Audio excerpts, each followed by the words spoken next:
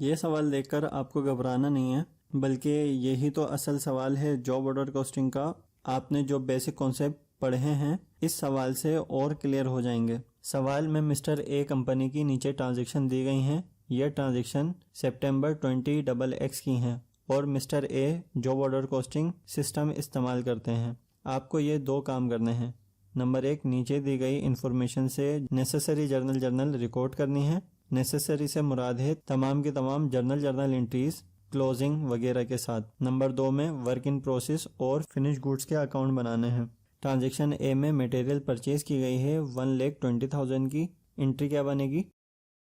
जी हाँ, material debit, account payable credit. Excellent. Transaction B में jobs के हिसाब से लेबर और मटेरियल दिया गया है। जब कभी आपके सामने ऐसा सवाल आए, आप सबसे पहले हर जॉब की टोटल कॉस्ट मालूम कर लें, जिसके लिए आपको शेड्यूल बनाना होगा जिसमें मटेरियल लेबर के साथ FOH भी जमा कर लेंगे, क्योंकि जॉब की कॉस्ट हमेशा 3 चीज़ों से मिलकर बनती है। Number 1 material, number 2 labour, number 3 applied FOH। तो शेड्यूल इस तरह बनेगा: job number, direct material, direct labour, FOH applied और आखिर में टोटल।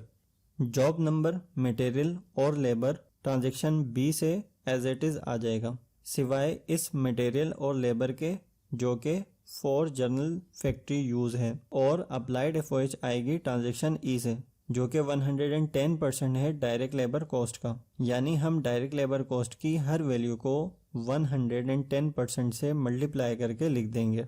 इसके बाद इन सबको जमा करके टोटल कॉस्ट के कॉलम में लिखते चले जाएंगे और इसी तरह मटेरियल, लेबर और अप्लाइड FOH का भी टोटल कर लेंगे, जो कि ट्रांजैक्शन बी की जर्नल के लिए दरकार है। बी एंट्री में वर्क इन प्रोसेस डेबिट होगा और FOH कंट्रोल भी डेबिट होगा, क्योंकि यहाँ आखिर में इनडायरेक्ट लेबर और इनडायरेक्ट मटेरियल भी है और डायरेक्ट मटेरियल और डायरेक्ट लेबर क्रेडिट होगा। वर्क इन प्रोसेस का अमाउंट डायरेक्ट मटेरियल और डायरेक्ट लेबर को जमा करके लिखेंगे 83,000 प्लस 80,200 1,63,200। FOH कंट्रोल में इनडायरेक्ट लेबर और इनडायरेक्ट मटेरियल को जमा करके लिखेंगे। Indirect material 3,800 plus indirect labour 7,400 11,200। Material की अमाउंट डायरेक्ट और इनडायरेक्ट मटेरियल को जमा करके लिखेंगे। Direct material 83,000 plus indirect material 3,800 86,800। और लेबर की भी इसी तरह डायरेक्ट और इनडायरेक्ट को जमा करके लिखेंगे 80,200 जमा 7,400 87,600।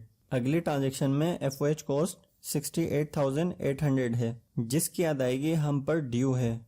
तो FOH control debit, account payable credit. Depreciation of machinery है 10,400, FOH कंट्रोल में जाएगा ये भी।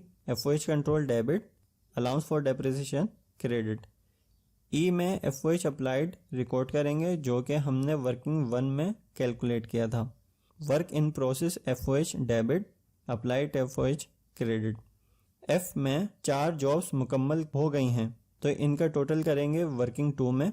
जॉब नंबर 501 की टोटल कॉस्ट मालूम की थी 52,900, तो यहाँ आ जाएगा ये टोटल इस तरह।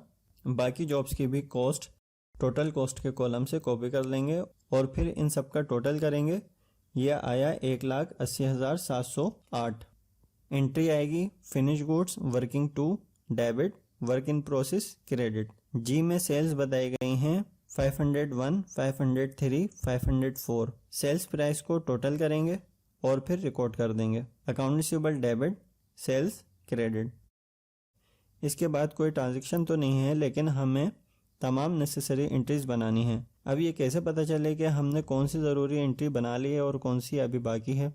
तो इसका आसान हल ये है कि आप इन 4 सवालात के जवाब दें। आप ये क्वेश्चंस अपने पास नोट भी कर लें। नंबर 1, क्या वर्क इन प्रोसेस क्लोज हो गया फिनिश गुड्स में? नंबर 2, क्या फिनिश गुड्स क्लोज हो गई कॉस्ट ऑफ गुड्स सोल्ड में?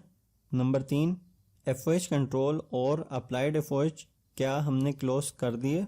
नंबर 4, FOH कंट्रोल और अप्लाइड FOH को क्लोज करने के बाद जो ओवर या अंडर अप्लाइड FOH आया, इसे भी हमने कॉस्ट ऑफ गुड्स सोल्ड में क्लोज कर दिया। इन चारों सवालात को अगर समराइज़ किया जाए तो यूँ कहा जा सकता है कि क्या हमने सारी कॉस्ट को कॉस्ट ऑफ गुड्स सोल्ड में क्लोज कर दिया है। नंबर 1 से शुरू करते हैं। क्या वर्क इन प्रोसेस क्लोज हो गई फिनिश गुड्स में? जी हाँ, ये हो गई क्लोज। नंबर 2 क्वेश्चन, क्या फिनिश गुड्स क्लोज हो गई कॉस्ट ऑफ गुड्स सोल्ड में? जी नहीं। तो अब कर देते हैं। Cost of goods sold debit, finish goods credit. 501, 503 और 504 बिक गई, तो इन तीनों की कॉस्ट को जमा कर लेंगे। 51,968 plus 52,900 plus 61,280, 1,66,148। Number 3, FOH close करनी है।